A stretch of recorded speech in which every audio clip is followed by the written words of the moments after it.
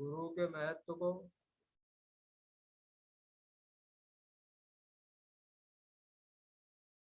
गुरु के बारे में बताया जाएगा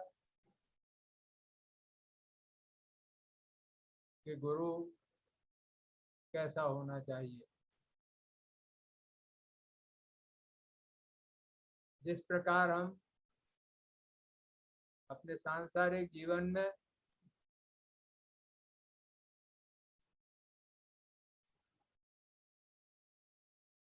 ये देखते हैं कि जिस स्कूल में हम भर्ती हों, दाखिला लें, प्रवेश लें, उसमें हमें अच्छे गुरु मिलें, अच्छे शिक्षक मिलें, अच्छा स्कूल हो, अच्छी किताबें पढ़ें, ये हमारे माता पिता की आकांक्षा होती है। और इसके लिए वो कई स्कूल देखते हैं, प्रारंभिक स्कूल देखते हैं और उनमें से अपनी शक्ति सामर्थ्य के अनुसार जो अच्छे से अच्छा स्कूल होता है वो हमारे लिए उपलब्ध कराते हैं।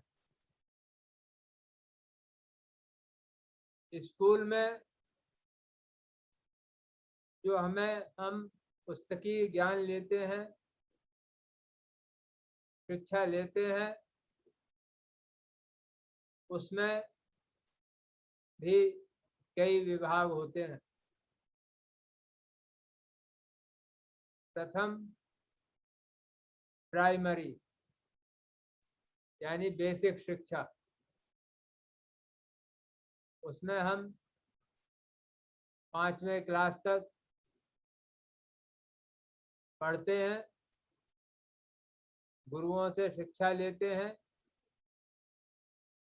उसमें भी हमारे कई गुरु बदल जाते हैं और हम उनसे शिक्षा लेकर के कुछ पढ़ने पढ़ाने के लायक, आगे की शिक्षा को समझने के लायक हो जाते हैं। इसके बाद फिर हमारी दूसरी सीढ़ी आती है 5वें के बाद हाई स्कूल तक की शिक्षा, या उसको 8वें क्लास तक भी कह सकते हैं। जूनियर विभाग होता है, यानी जूनियर क्लास तक की शिक्षा वो 5 से 8वें तक होती है। 5 से 8वें की शिक्षा में हम थोड़ा सा पक जाते हैं और आगे की शिक्षा के बारे में हमें ज्ञान होने लगता है। हम सोचने लगते हैं कि हमें आगे जाके कैसी पढ़ाई करनी है, क्या सब्जेक्ट लेने हैं, क्या बनना है। उसमें भी हमें कई शिक्षक पढ़ाते हैं। कोई हमें गणित पढ़ाता है, कोई हिंदी पढ़ाता है, कोई इंग्लिश पढ़ाता है। इसके बाद आती है हाई स्कूल की शिक्षा। हाई स्कूल की शिक्षा 9th और 10th दोनों क्लास को मानी जाती है, मिलाकर मानी जाती है, 9वीं और 10वीं को मिलाकर। और इस स्तर पर हम अपने भूत भविष्य के बारे में काफ़ी कुछ सोचने लगते हैं, अपना भला बुरा समझने लगते हैं। इसके बाद आती है हमारी इंटर की शिक्षा। इंटर के बाद बीए, बीए के बाद एमए और उसके बाद पीएचडी, डीलिट, जो भी कुछ हमारी शक्ति सामर्थ्य हो। इन सभी शिक्षाओं में हम देखते हैं कि हम धीरे धीरे परिपक्व होते जाते हैं। हमारा व्यक्तित्व, हमारा चिंतन मनन अपने भूत भविष्य की योजनाओं में लगने लगता है। आगे हमें क्या बनना है, कौन से विषय हमारे लिए अच्छे हैं, हमारे भविष्य के लिए कौन सा रास्ता अच्छा है। इसी प्रकार आध्यात्म का रास्ता है। आध्यात्म में, धर्म के मार्ग में प्रारंभ में हमें प्रारंभिक शिक्षा की जरूरत होती है, प्रारंभिक ज्ञान की जरूरत होती है। ये ज्ञान की जिज्ञासा हमें हमारे संस्कारों से आती है। पूर्व जन्म के और वर्तमान के संस्कारों से ये जिज्ञासा हमारे अंदर उदित होती है। जिज्ञासा के अनुसार जैसे हम सांसारिक शिक्षा में स्कूल देखते हैं, किताबें देखते हैं, उनको थोड़ा थोड़ा पढ़ते हैं, थोड़ा थोड़ा ज्ञान हमें मिलता है। इसी प्रकार आध्यात्म में हम शुरू में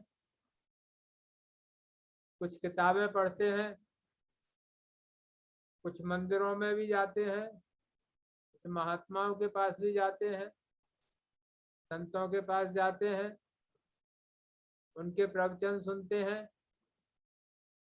कोई किताब अच्छी लगती है, उसको खरीद लाते हैं, उसे पढ़ते हैं और धीरे धीरे आत्मा परमात्मा को समझने का प्रयास करते हैं। इसके बाद हम थोड़ा सा और आगे बढ़ते हैं और आगे बढ़कर हम अपनी थोड़ी पूजा पाठ भजन कीर्तन शुरू करते हैं। इससे हमारे मन को थोड़ी शांति मिलती है और हमें एक बात स्पष्ट हो जाती है। यहाँ तक आते आते एक बात हमें ये स्पष्ट हो जाती है कि ये सत्य का मार्ग है।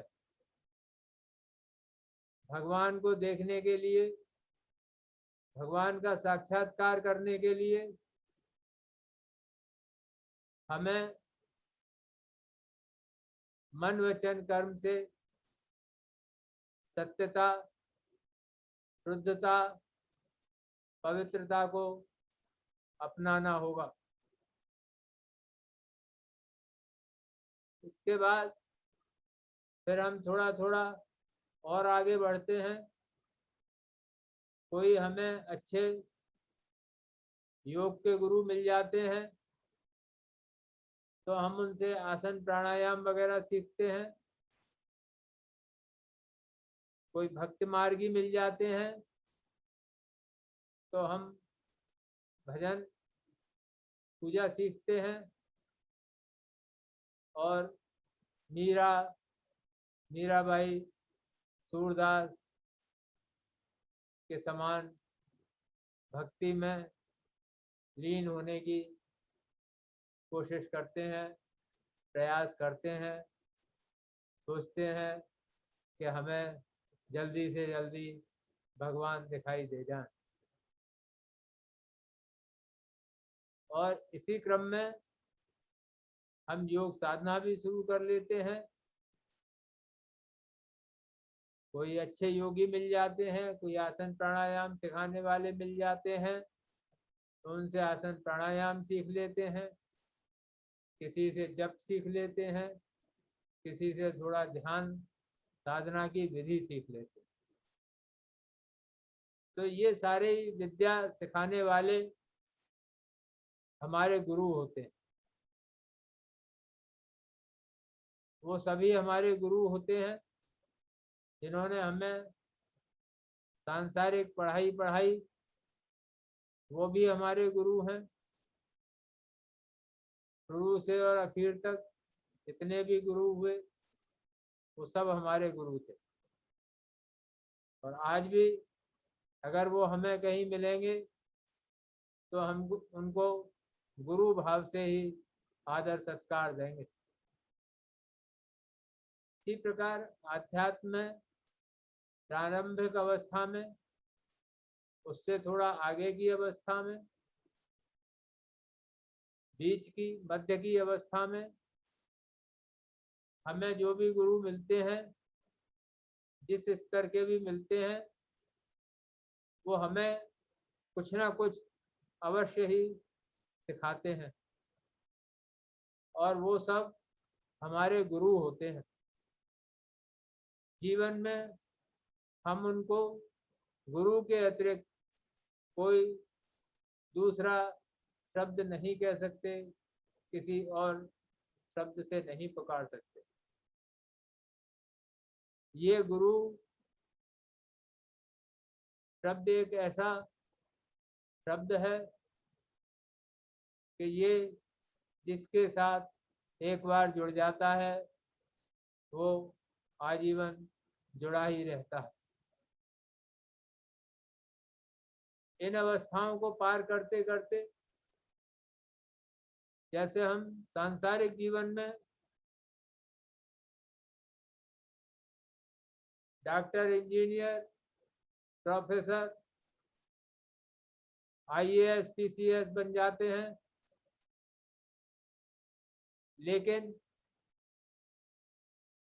फिर भी जो हमारे गुरु होते हैं वो गुरु ही होते हैं। उनके प्रति हमारा गुरु भाव बना रहता है, बना रहना चाहिए। हमारे अंदर अहंकार नहीं होना चाहिए, क्योंकि प्रथम सीढ़ी पर चढ़ाने वाला जो गुरु था उसको हम IAS, IPS बनने के बाद या राष्ट्रपति, प्रधानमंत्री के बाद बनने के बाद कितने भी उच्च पद पर पहुंच जाएं, लेकिन हमें हीन भावना से नहीं देखना चाहिए। क्योंकि प्रारंभिक शिक्षा का गुरु जो होता है वही हमारी नींव होता है। हमारे जीवन की नींव डालने वाला गुरु वही होता है जो हमें प्रारंभिक शिक्षा देता है। तो इन गुरुओं के स्तरों से गुजरते गुजरते फिर हम उस स्तर पर आ जाते हैं जब IAS, PCS, मेडिकल का कंपटीशन करते हैं तो उच्च स्तर के गुरुओं के कोचिंग करते हैं, उनके सानिध्य में आते हैं और उसमें सफलता असफलता सभी कुछ हमारे जीवन का अंग होता है। इसी प्रकार आध्यात्म के रास्ते हैं। प्रारंभिक अवस्था में इधर उधर मंदिर के पुजारियों से कथा सत्संग में जाके हम थोड़ा थोड़ा ज्ञान प्राप्त करते हैं और आगे चल के हमारे जो संस्कार होते हैं जब वो बलवान होते हैं तो फिर वो हमें उच्च स्तर की साधना की ओर, उच्च स्तर के गुरुओं की ओर ले जाते हैं। उन्हीं गुरुओं में जो परम उच्चावस्था के गुरु होते हैं, जो सिद्धावस्था के गुरु होते हैं, जो आत्मदर्शी होते हैं, आत्म साक्षात्कारी होते हैं, आत्मज्ञानी होते हैं, वो हमारे सदगुरु होते हैं।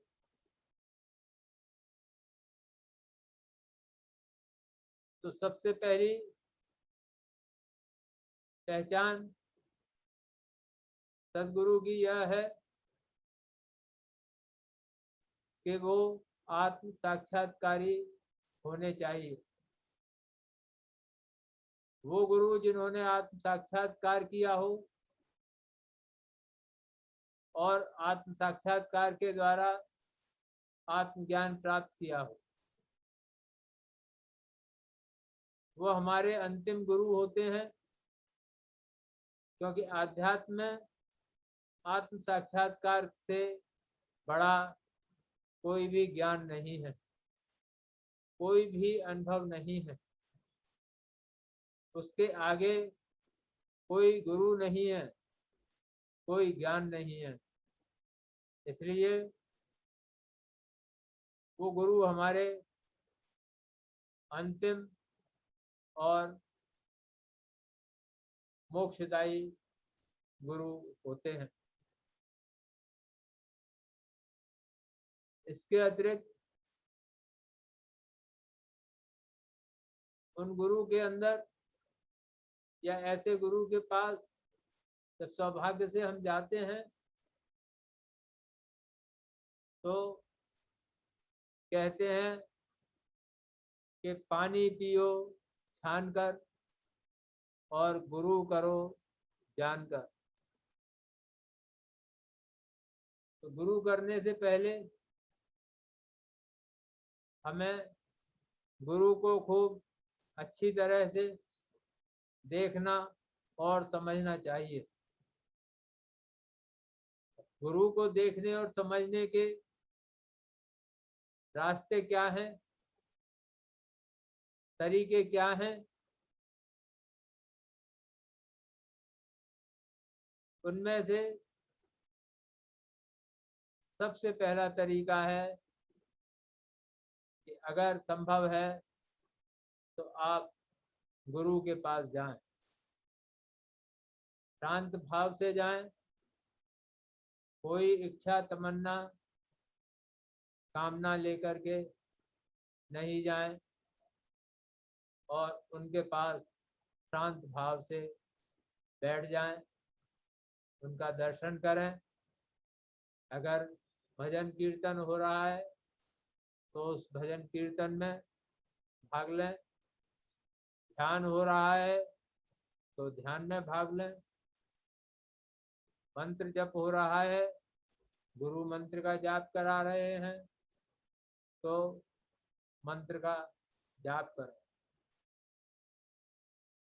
अन्यथा शांत भाव से बैठे रहें और गुरु को देखते रहें।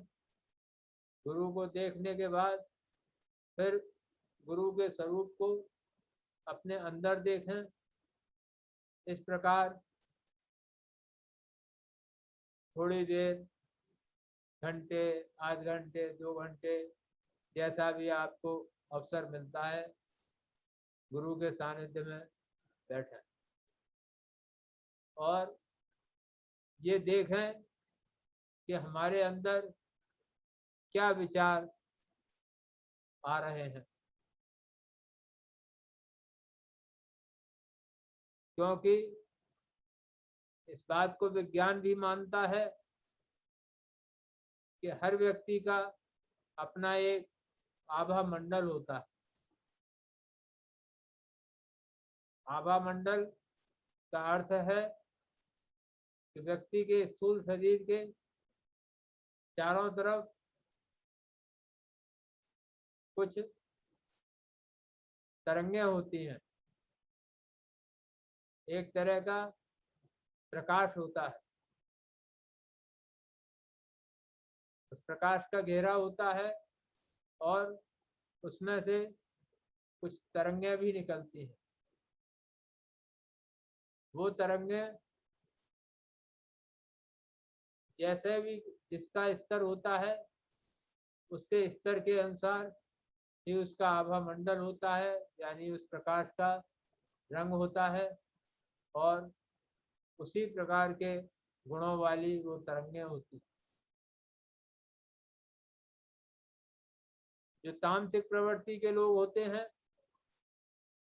उनके अंदर से तामसिक तरंगे निकलती हैं।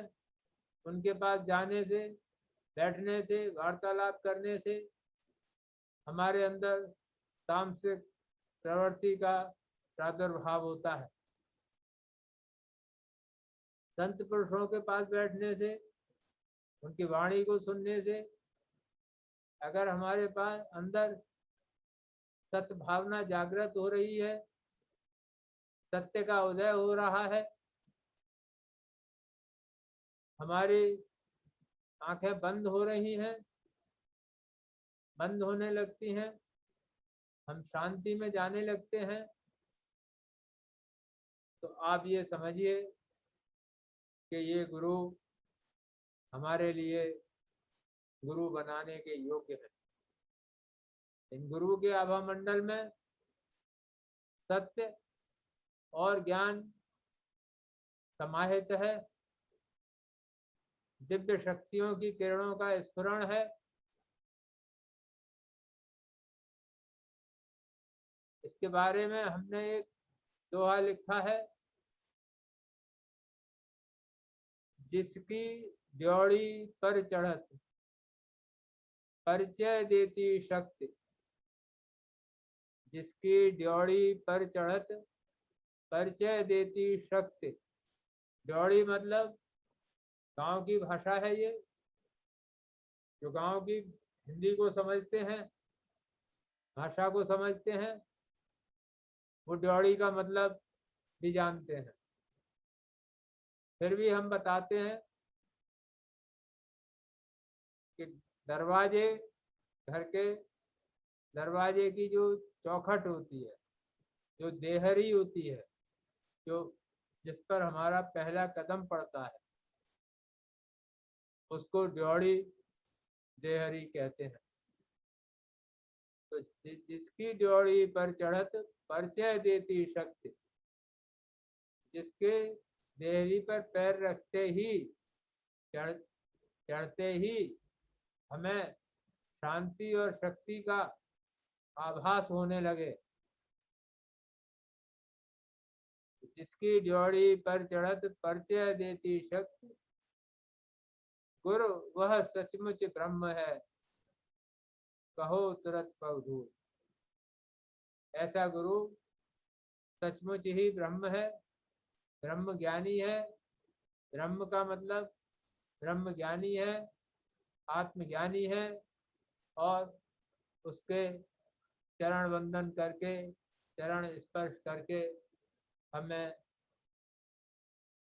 उससे गुरु दीक्षा लेनी चाहिए, या उससे परम ज्ञान प्राप्त करना चाहिए।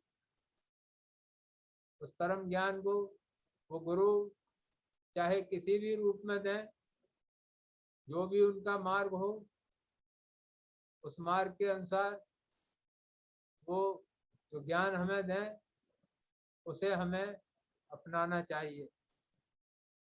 और उसके बाद कुछ समय तक उनके बताए मार्ग पर चलें।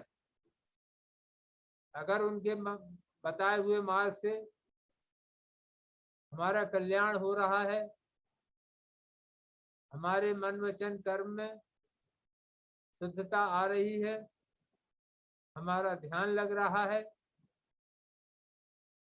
हमें अन्य कोई सांसारिक या व्यक्तिगत कोई लाभ हो रहा है,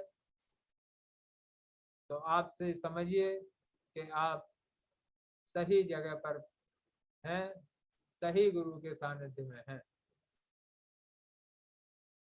ये गुरु को पहचानने का दूसरा तरीका है। इसके बाद फिर आता है शक्तिपात और कुंडलिनी जागरण। ये गुरुओं में भी जो महान गुरु होते हैं, ये शक्ति उनके अंदर होती है। अर्थात जो गुरुओं के भी गुरु होते हैं, उनके अंदर शक्तिपात की सामर्थ्य होती है। वो कुंडलिनी शक्ति को जगा सकते हैं और वो हमारे परम सद्गुरु होते हैं। हर गुरु शक्ति जगा दे, शक्तिपात कर दे, कुंडलिनी जगा दे, ये सब ऐसा संभव नहीं है। शक्तिपातधारी गुरु बिरले ही यह टेक। शक्तिपात करने वाले गुरु बिरले ही होते हैं और दुर्लभ होते हैं। शब्दों से, उपदेशों से कोई कुछ भी, कैसी भी महानता की बातें कर सकता है। इसके लिए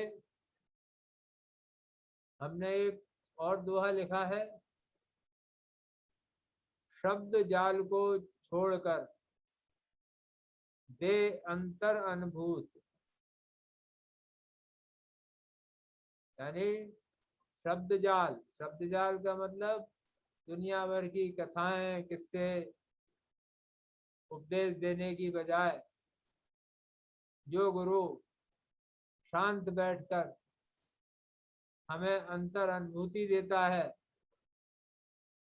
हमारे अंदर में ज्ञान को प्रकाशित करता है, हमारे अंदर ज्योति प्रकाशित करता है, दिव्य शक्ति प्रकाशित करता है,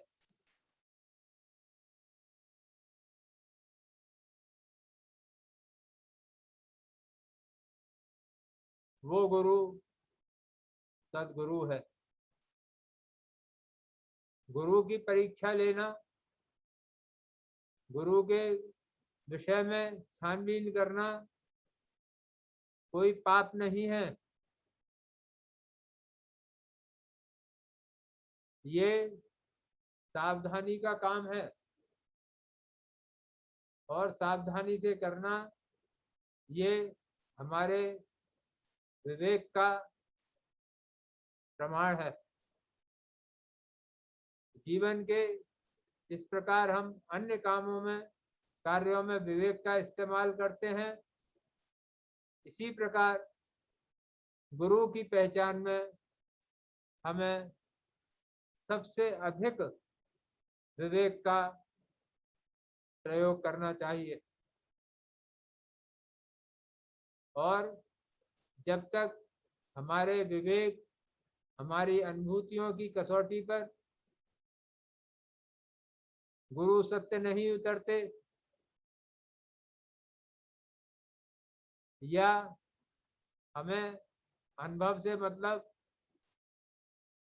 दो बातें हैं, एक हमारा स्वयं का अनुभव और एक हमारे पास, हमारे वहाँ गुरु के सानिध्य में रहने वाले अन्य साधकों के अनुभव से अगर हमें ये भरोसा होता है, विश्वास हो जाता है कि हाँ, ये गुरु शक्ति से संपन्न है, ज्ञान से भरपूर हैं, तो हम कुछ समय वहाँ और इंतजार करेंगे कि हमें भी ईश्वर की कृपा मिले, गुरु की कृपा मिले, जो गुरु का ज्ञान, जो गुरु की शक्ति दूसरे साधकों को मिली है, वो हमें भी मिले। इस प्रकार और भी कुछ बातें हैं जो लक्षण हमें गुरु में देखने चाहिए। जैसा कि हम रोज ही प्रार्थना में एक श्लोक बोलते हैं, ओम नमः शिवाय गुरुवे सच्चिदानंद मूर्तये निष्प्रपंचाय शांताय निरालंबाय तेजसे। तो गुरु कैसे होने चाहिए? गुरु सच्चिदानंद मूर्ति, सच्चित आनंद में रहने वाले, यानी अपनी आत्मा में लीन रहने वाले, रम जाता गुरु आप में, पूर्ण आप में आप, ऐसे गुरु का कह सके कौन दिव्य प्रताप। यानी जो गुरु अपने आप में रम जाता है, अपनी आत्मा में रम जाता है, निष्प्रपंचाय शांताय, जो प्रपंच से रहित है, प्रपंच से दूर है, शांत है, शांत चित्त है, तस्मै श्री गुरुवे नमः। ओम नमः शिवाय गुरुवे सच्चिदानंद मूर्तये निष्प्रपंचाय शांताय निरालंबाय तेजसे। निरालंबाय जो किसी पर आश्रित नहीं है, ऐसे गुरु को मैं नमस्कार करता हूँ। गुरु वो नहीं है जिसकी एक दृष्टि आपकी संपत्ति पर, अपने मन की कामनाओं पर, प्रपंच के जाल में फंसी हो या फंसाती हो, वो गुरु नहीं है। गुरु निष्प्रपंच होना चाहिए। गुरु के अंदर कोई छल कपट और कामनाएं नहीं होनी चाहिए। वो शांत शुद्ध मन वचन कर्म से शुद्ध होना चाहिए। इसकी परीक्षा आप कर सकते हैं, यह आपका अधिकार है। शिष्य का एक ये अधिकार है कि वो अपने गुरु की परीक्षा ले सकता है, गुरु के बारे में पूर्ण ज्ञान प्राप्त कर सकता है। एक बार रामकृष्ण परमहंस को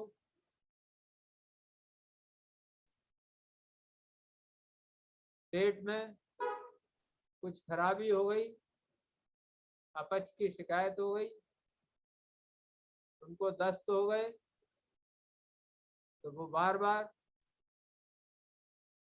लैट्रिन करने जाते थे। तो एक दिन जब वो रात में लैट्रिन जा रहे थे, तो उनके एक शिष्य ने उन्हें देखा। एक शिष्य ने उनको देखा, उसने देखा कि इतनी रात में कि गुरुजी कहाँ जा रहे हैं। जिधर को गुरुजी जा रहे थे उधर को उनकी पत्नी शारदा माँ का निवास था, कमरा था। शिष्य ने सोचा कि गुरुजी हमें दिन भर उपदेश देते हैं और खुद ये रात के अंधेरे में कहाँ जा रहे हैं, शारदा माँ के कमरे की तरफ क्यों जा रहे हैं। वो उनके पीछे हुआ, उनके पीछे लगा उनको देखने लगा। जब उसने देखा कि वो शौच को गए, शौच करके उसी शुद्ध भाव से वापस आए, तो वो अपने मन ही मन में उनके प्रति नतमस्तक हो गया, उनकी सत्यता के प्रति नतमस्तक हो गया। तो इसी प्रकार गुरु भी शिष्य की परीक्षा लेते हैं। गुरुओं के पास एक दिव्य शक्ति होती है, उनका संबंध एक सर्वज्ञ दिव्य शक्ति से होता है। वो शक्ति उन्हें सब कुछ आभास कराती रहती है। इस प्रकार ये गुरु शिष्य का संबंध एक सर्वज्ञ शक्ति से जुड़ा होता है। ये हमें अपने साधना पथ में नहीं भूलना चाहिए। अगर हमें सच्चे गुरु मिले हैं तो हमारे अंदर ये दृढ़ विश्वास होना चाहिए कि हम एक सर्वज्ञ शक्ति से जुड़े हुए, एक सर्वज्ञ नेटवर्क से जुड़े हुए हैं और उसकी मान मर्यादा की रक्षा करना, उसका पालन करना हमारे हाथ में है, हमारा कर्तव्य है।